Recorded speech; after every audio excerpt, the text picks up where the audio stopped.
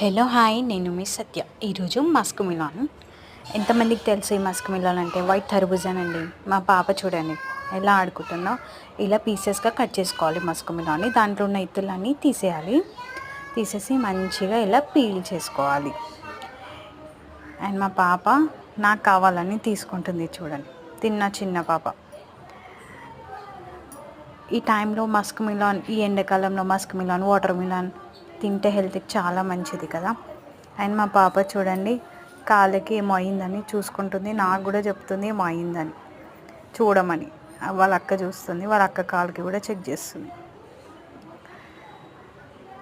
And ఇలా ఈ Musk melon మనం జ్యూస్ కూడా చేసుకోవచ్చు. పాలు, వాటర్, కొద్దిగా షుగర్ వేసి కూడా.